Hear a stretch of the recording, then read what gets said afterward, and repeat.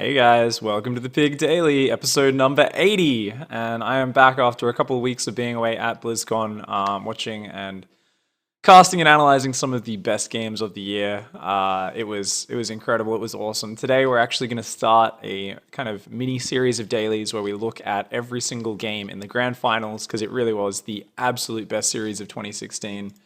And we're going to start out from the very first game of Byun vs Dark, which a lot of people might not necessarily, well, the Zerg players might not remember too well because, excuse me, it was a little bit painful for them to watch, but it was a fantastic build order by Byun, and it's definitely something I want to be talking about. Of course, I just sculled down my coffee right before going live, and now I'm burping like a really embarrassing person, which is cool.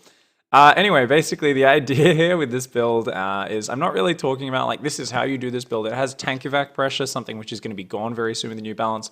But I want to talk a bit about how Byun uses the map. I want to talk a bit about how the kind of psychology going on in terms of the builds, or at least some of the effects of that. You know, people don't always go into a set with the exact plan of knowing what their opponent's going to do, but often they are able to take advantage of the fact that, it does have some really nice effects. And this series, I think Reapers were one of the big things people remembered a lot about. And this is a Reaper opening, but it's a little bit different to those 3 racks openings that we normally saw. So I'm going to talk about this game from Dark's perspective as well a little bit, but mostly we're going to be focusing on Byun because he really was the one in the driver's seat this game. Now, what's really cool here is he does go for this barracks low ground on the wall off, and it's actually going to be just a 2 barracks Reaper pressure. So this is not your crazy YOLO, I'm just going to go 3 racks, proxy them on your side of the map like down here and just hop Reapers into your base.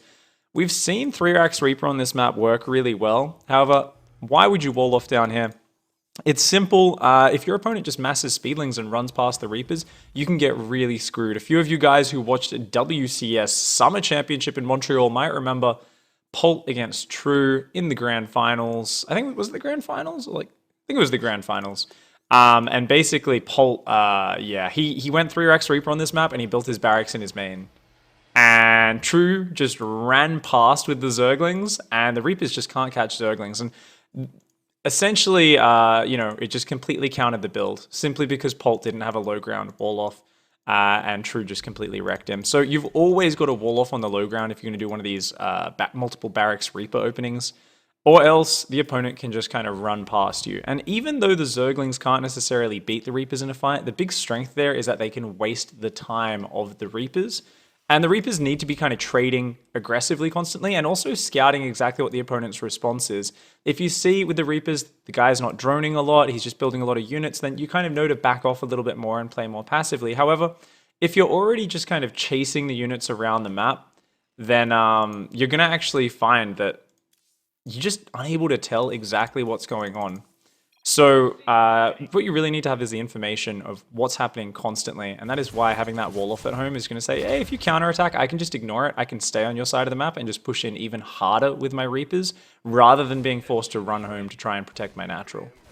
So that's why you go for the low ground wall off. That's really important. But what else here is Byun going to be doing? Now, one of the things is with the 3 racks Reaper, the 3rd barracks does come down quite late usually, and those extra Reapers are really just there to kind of add strength to it. Once you get to that 3, 4, 5 Reaper point, you're starting to add those extra Reapers in. But for the initial 2 to 3 Reapers, they get there all pretty much at exactly the same time. So your first wave here is still going to be very frightening. And you can see Byun understands that. Even though he's not doing a 3x Reaper, he still gets right in the base. And he actually did a really good job there as well. Something which a lot of people might have missed watching the actual game live was this moment here where he started dropping bombs. Let's go back a little bit. Started dropping bombs on the eggs and the lava. And this is actually huge. If your opponent doesn't defend their natural and just kind of plays super safe to try to make sure they take 0 damage, lava are something you can focus down. And if they don't turn those into eggs quickly enough, you can get enough damage down. Because the grenades do 10 damage, regardless of armor, because it's spell damage, he actually forces a cancel on 2 eggs there. I think that's actually a bit of a mistake from Dark as well. I really think he should have let one of those eggs finish. But Dark here is just playing it very paranoid, doesn't want to give any opportunity for Byun to spiral out of control. If he comes down that ramp, it's going to be very frightening if Byun then rotates to the high ground, starts abusing this piece here. So you can kind of understand how Dark is so paranoid and he's just being really afraid, waiting for that third queen to pop out before bringing the other queens and Zerglings down to help support this. Really wants to play it very carefully. And he even brings that third queen up to the high ground as well.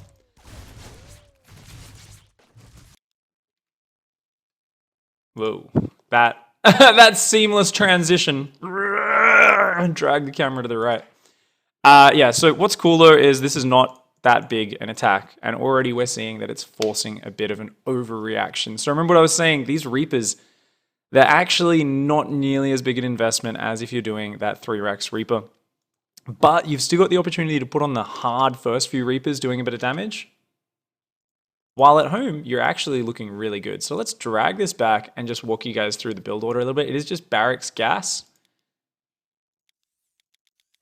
So let's fast forward and just kind of show.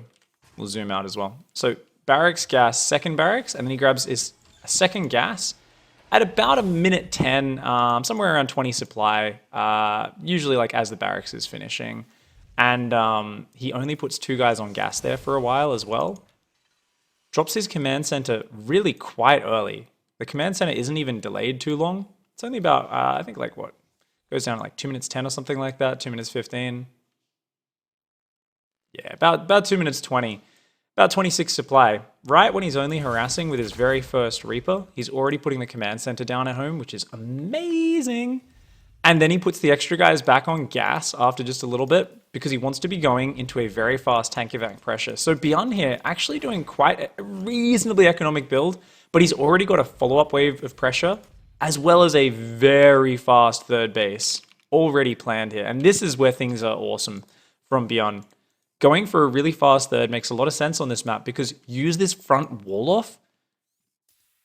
It's going to take them forever to take these rocks down to open up any other attack path. This keeps you really safe. Committing to 2-Rex Reaper keeps you really safe. And this allows him to be somewhat greedy. This is a very, very fast third. His natural slightly delayed, but that fast third easily makes up for that. And behind this, goes straight for tank evacs. Another thing which keeps you exceptionally safe, but also gives you the pleasure and the enjoyment of being 100% crazily aggressive while being kind of greedy and safe. And this is kind of galactic process and why a lot of Zergs really dislike this map. This was, of course, Byun's map pick to start things off. He felt really confident here. And we're going to see exactly why. His Reapers just run around. And he's going to come in here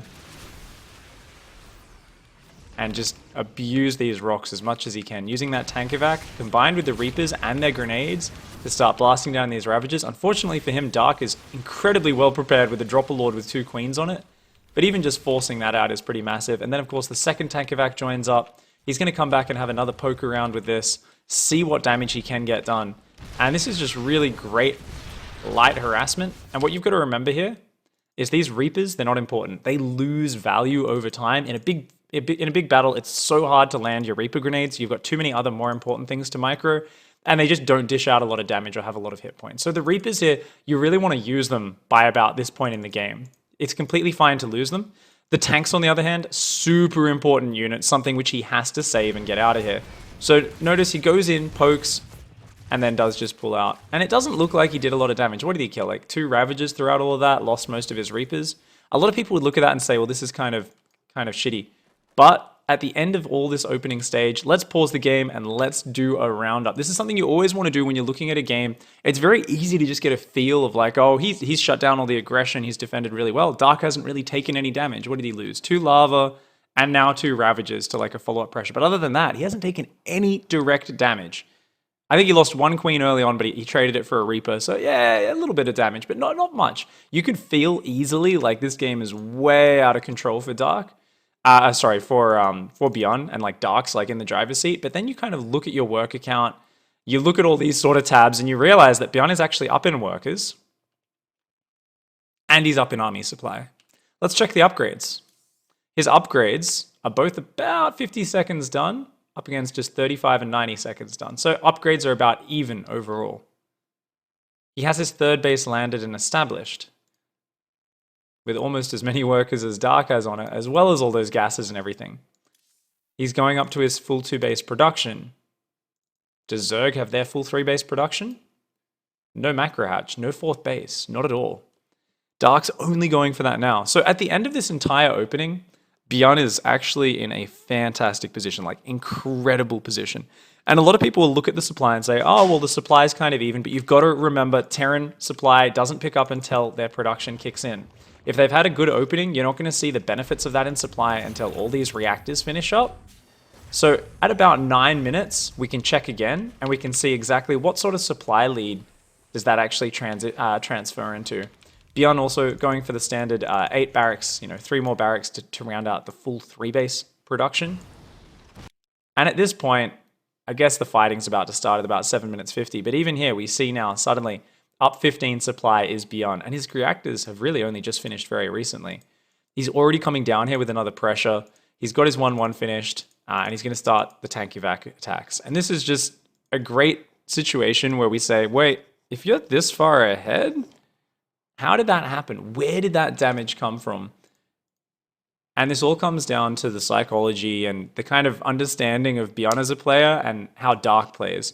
Dark is a guy who plays very safe. He is kind of like the Idra of Korea. He plays like Liquid Ret, like these classic foreign Zergs that you guys remember from the old days who would just defend and build workers. Of course, Dark, what makes him so powerful is he's capable of throwing in those crazy all-ins, those Nidus Worms and those big attacks. But for the most part, he plays the most ultra-defensive, overly safe game ever. He makes Overlord speed all the time. He's always like scouting like a madman. In this opening phase of this game, if we go back and check it out, his opening at the very beginning of the game was actually a gas burst into a spawning pool. The safest opening you could possibly do. He was already preparing for the Reapers. And this is just how Dark plays. He says, well, if I go hatch first and you proxy 3x Reaper, I might just die. Because your micro is good, even if I micro perfectly, I think, there's a good chance that I just die or get way behind. So I'm going to do this to be safe. But that cuts a little bit of his economy. On top of that, he plays it so exceptionally safe against these early Reapers, where he doesn't want to move down to defend his natural. And this is actually, in my opinion, quite a big error from him. Morphing those eggs a little bit late. Losing 2 lava doesn't seem like a lot to a lot of people, but it really is. Not only that, check this out. He's getting Zergling speed. Okay, cool. Well, that'll give him the Zergling speed to try and surround the Reapers. Not really. On this map, if the Reapers are here, you try to surround, they can jump up. They can jump down. There's such a narrow area to surround them. What you really want is to catch the Reapers in the middle of a big open area with Zerglings from both sides, and then you have a chance of surrounding the Reapers and killing them, unless they're really sick at using their Reaper bombs. But at the level of playing someone like Byun, you really can't rely on Zergling speed to actually deal with those Reapers. So getting this Zergling speed is kind of not the best upgrade here unless you're focusing on Ling Queen, but he's not focusing on that. Dark's actually focusing on Roaches, and he's actually going to be going for 4 Ravagers to defend. So he starts making Ravagers, but remember, this is only a 2x Reaper. After that initial damage there on those lava, all Byun wants to do is poke around and see if there's anything exposed. He just wants to force units, and that really is Byun's pressure throughout the entire early stages of this game. And this is such a great way to start a series against a player like Dark. Don't just go full, balls to the wall, go ham, dive in and try to kill your opponent, because Dark plays so safe. But what you can do in this game 1 of a $100,000 match, like literally the second place takes 100,000, I think. First place takes 200,000. Like, this is such a big match. It's the first game on the biggest stage of your life. There's 5,000 people or however many in that huge friggin' audience.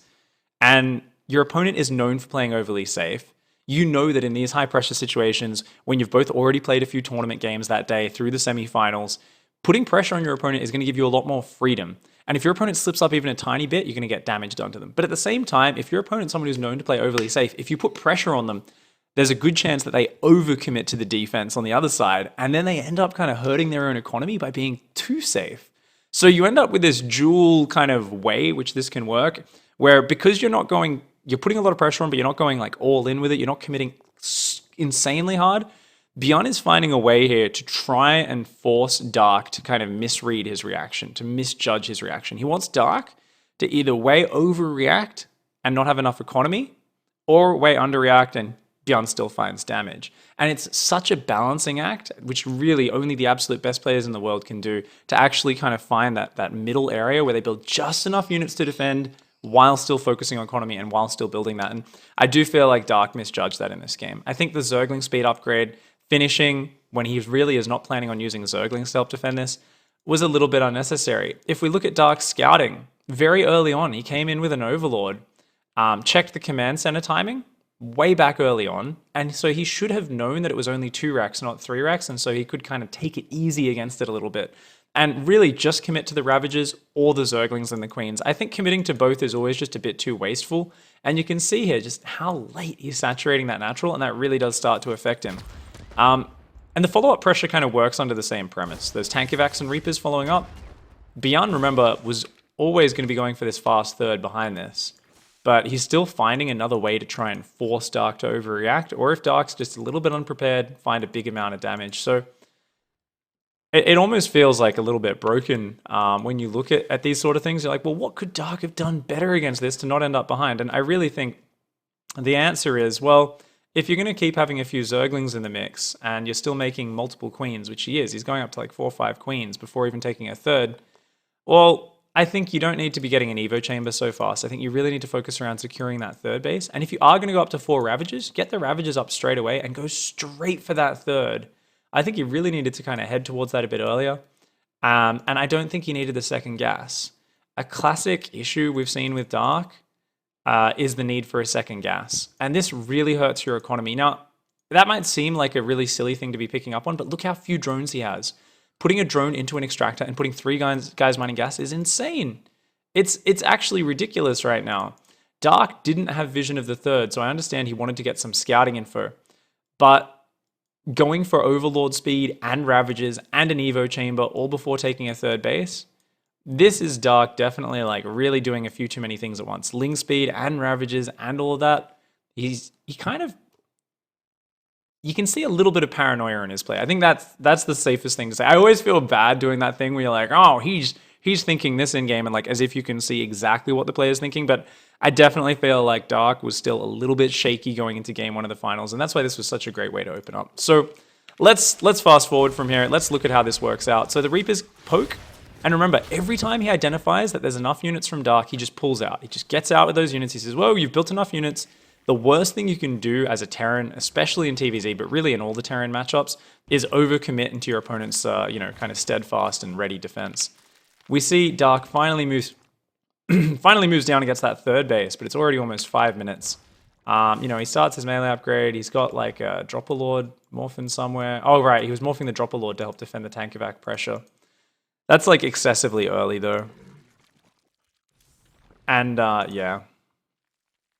And whilst he's going to get his upgrades at a good time, he's just really not getting enough economy. Like he's so overcommitted to just having plenty of units to defend. So many Ravagers for such a small Reaper commitment. I think it was like 7 Reapers he built in total. Maybe 8 at most. And a Dropper Lord with Queens. But if he commits less than this, Byun maybe starts finding some damage, maybe starts getting out of control. And that's why it's so important with these sort of pressure openings to really not take damage early on.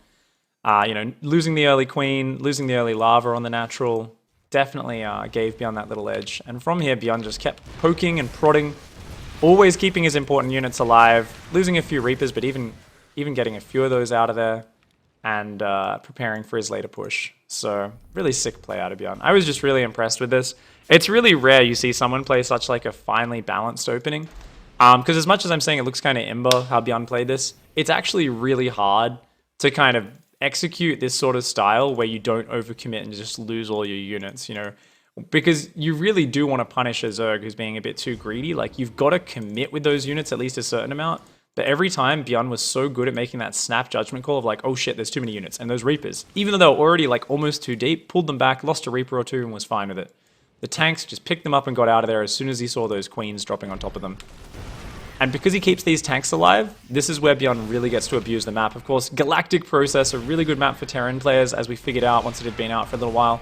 Because of all these ledges and choke points, Tankivacs are so powerful, even against Ling Bane like this.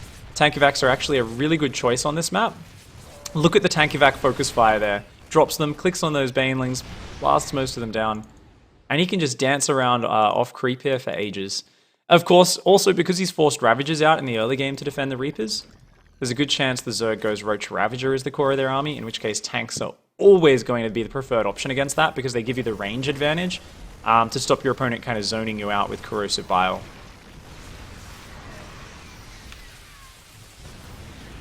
And we see here that this frontal push just does so well, even though he does end up losing all 3 of those tanks.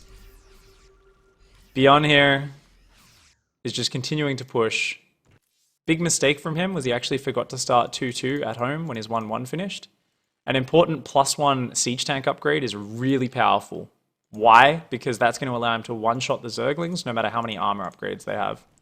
Otherwise, they're going to be left on 1 hit point. So that's a very important upgrade. Maybe not as important as 2-2, but that was just a mistake for getting that. And I really love this rotation as well. Byun kind of gets the brunt of his army killed, and then he scanned just there. This is like the sickest judgment call to just kind of go, whoa, let's not overcommit. So, fast forward. He loses the tanks.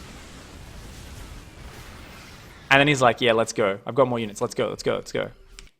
And this is where he scans, and he goes, you know what? You've actually got a decent amount of Ling Bane there. He says, I've only got 1 tank here right now. I really don't want to just overcommit on creep. And he actually makes a very good patient call here to say, well, you know what? Let's just be patient about this. Let's just pull back. And he rotates around and says, well, he's spreading creep up here, so it's like harder to set tanks up there now. Let's just rotate around down here and do one of the best things Terran players can do pretty much in any matchup, find an annoying position. Same with Liberator pushes against Protoss. If you can find an annoying position, especially on a map like this, you just want to be a dick. Like, you just want to set up this position where it's a nuisance for your opponent to deal with, and you want to poke forward with a small amount of units. So he's just saying, look, if you come all the way around, it's going to take you so long to get here. That's like really awkward.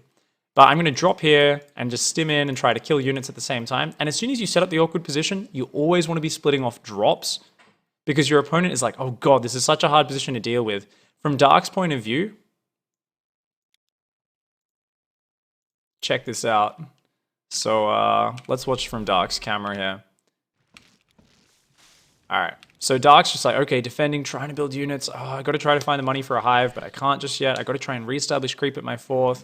It's like, okay, let's do a Zergling drop. And then he sees the army and he goes, shit. So he starts immediately flanking units up there. And he's kind of realizing, wait, I need to send almost my whole army up there to flank around. And he's actually going, oh, actually, you know what? Maybe I'll just counterattack. And he's like, okay, crap, we've got to just deal with this. Okay, Zergling drop going in. And then, oh my god, my 3rd was naked. He was so busy in those 15 seconds figuring out how to engage this while kind of putting on some sort of counter pressure to deal with Byun's like over-aggressiveness. And then suddenly that drop, you know, he just can't be prepared for everything at once. He's already on the back foot a bit. Does end up getting a very nice Baneling detonation in the natural, kills some SCVs. But he's lost drones on the 3rd. And a huge amount of mining time up there as well. Almost even loses this 3rd base. So you can see how Byun, if he just keeps kind of headbutting into the front, then it allows Dark to defend. So what you've got to understand, and this is something really high level players do, and even a lot of Grandmaster players really struggle with, is that idea of not just playing the game, but playing your opponent. And what's happened here is if we go back to this stage, Byun is pushing the front with everything he's got. Yes, he's using a nice bit of Terran, but essentially this is just a frontal. I want to trade with you right now. I want to kill your stuff. I want to just keep trading and doing good damage. And what that does, especially when you've got the Zerg on the back foot and you can tell they're struggling to dealing with your pushes, is it forces the Zerg player to really just kind of say, I need to pull everything together. You know, sometimes the Zerg might have a few units spread at their 3rd base, like some Ling Bane over here, some Ling Bane over here to like defend drops or like a counterattack. But as soon as the Zerg is like, I can't deal with this push, they're forced to either go kind of all in on counterattacks or to pull everything together and try to engage that frontal army. So the thing is, you never want to make things easy for your opponent. There's so much to be said for simply changing up what you're doing. So, okay, I'm doing a frontal push. You're going to try and then counter that by bringing everything together and engaging it. All right, I'm now going to pull around and try to get in an awkward position, set up in an uncomfortable position to try and keep your main army focused on that, and then I'm going to split off these drops and these counterattacks. And it's just this fantastic way to make things difficult for your opponent. And that's what we see here. This attack fizzles out here. Excuse me. The tanks go down. And Byun here makes that call of like, well, if I just allow you to keep trading front on, this is how a lot of TVZs are lost, even when the Terran has a nice little supply advantage in the mid game. It's where the Zerg is able to just focus on that perfect frontal engagement, but instead Byun rotates around, says, all right, I'm just going to keep poking in from the different angles. I'm going to keep being as frustrating as possible for you to deal with. The moment I let you just deal with the one situation which you're kind of expecting over and over, you're going to get better and better at setting up those flanks and those counters. In this case, look at this. The Zerglings come in on their own, they get almost all gunned down, killing only a single siege tank, and then come in the Banelings and the Ravagers. Byun being Byun focuses down every single Baneling, because he's a god, and manages to clean up almost this entire army, while killing a few queens down there with that drop, and clearing out, you know, the third from mining for a long time. And during all this, the income is huge.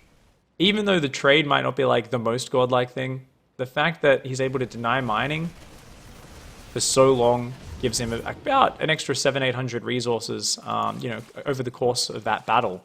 And suddenly Byun then kind of just runs away with this game. So from here, it is like a simple order of Byun's like, okay, now I'm just going to keep pushing. I did the annoying sideways push. Rather than doing that again, let's rotate back to a frontal push. He knows this has all been trading well. He's like, all right, let's just do this again. I know you're dealing with this drop down here. I know you have to have unit spread. You've got to have APM spread. Check it. Zerglings in the main, queens in the third. He knows that this drop is being responded to. So suddenly it's a good idea to push the front again. Because number one, Byun can't put all his, Dark can't put all his attention here. Number two, Dark can't actually bring all his units over there, or that drop starts to find damage again. And Byun just starts to run away with this game. There's just not enough stuff. Drop in the main does get shut down pretty hard. But at the same time, at the front, the Bio really just using that mobility to push in. A bit of a counterattack comes in, loses a few SCVs, but it's not enough. And it is game. And that's about it. That map is definitely a strong Terran map, but Byun just abused that so well. I was so impressed throughout that whole game, and I remember because I was cheering for Dark. I was like, I'm very happy for Dark to lose this because it's Byun, and if there's like a finals which I think I couldn't lose, it's Dark versus Byun. I was like, well, I'm gonna cheer for Dark, but if Byun wins, then that's awesome. And yeah, watching that game, I remember feeling my heart sink a little bit. I was like, shit. I think Dark might just get wrecked in this series. But I think it definitely comes back to just Byun balancing that aggression very well. And he never kind of let the ball go back into Dark's court. Dark was trying to do like the Zergling drop. He was trying to, you know, run Zergling counters in. But I feel like he just lost too much ground from the very beginning of the game. He opened up exceptionally safe with the gas pool, but then didn't actually use the Zergling speed to help shut down the Reapers or defend. So the Zergling speed kind of seemed like, well, why even open up with a gas pool? Why not just open up with like a gasless even, or just like a delayed gas? Like, what's the point in investing in that? If you're going to do that, why not drop a faster Roach War and get the Ravagers out sooner? It just felt like Dark's build was not insanely efficient, and he was trying to cover a few too many options. And then in the follow-up to that, you know, going for things like Overlord speed, you know your opponent's gone 2 barracks. You kind of know that Byun is stuck in a certain mixture of things. You know he has to go into 2 racks bio production after this. So all you really need to do is like scout for like a third base and see kind of what the follow-up is. But Dark actually went for Overlord speed, and he kind of like scouted super fast. And it was like, do you really need to scout what the follow-up is? It's Galactic Process. You can count on there being tank evac pressure on your third base and just be kind of blindly prepared for that. Obviously, he wanted to use the Overlord speed to help load queens into it to help defend the tank evac pressure. But I definitely feel like this was just a little bit too much of an investment too early in the game, especially after taking those early bits of damage. Maybe in practice, if he doesn't lose those 2 eggs on the natural, Dark holds that and he ends up in a fantastic position. Maybe if he just gets those queens down to the natural a little bit sooner, keeps the lava alive, his opening is just a little bit cleaner. But I really do think he needs to cut at least 1 or 2 things out of his build, whether it be the Ravagers or the Zergling speed, something like that. Byun, on the other hand, doing just a very well-balanced build, and I was really wanting to watch how this played out in a kind of cleaner, more even mid-game. But we never got to that point, and Byun just kind of overwhelmed and absolutely wrecked it. So what else did I want to talk about? I think that's about it, guys. Basically, the Reapers try to force the overreaction whilst having the opportunity to do good damage versus any mistakes. It pairs beautifully with the tank evac pressure because they're both very low committal pressure. It's very hard for the opponent to actually catch your units and shut them down. If they don't go the Dropper Lord, by the way, that stuff is disgusting. If you don't get the rocks down and you don't have a Dropper Lord, and they've got like the 5 Reapers, I've seen times where there's the 2 tanks on the low ground and they're like, hey, blasting the Queens. And normally the Queens can just kind of move forward, transfuse, and shoot down the medevacs, and the tanks are screwed. But because the Reapers are there just dropping bombs, you can see the Queens just kind of bouncing around like ping pong balls while the siege tanks shoot them. And they're not actually able to attack because the whole time they're just kind of being bounced back and forth. And that can be really gross. It can work out really well.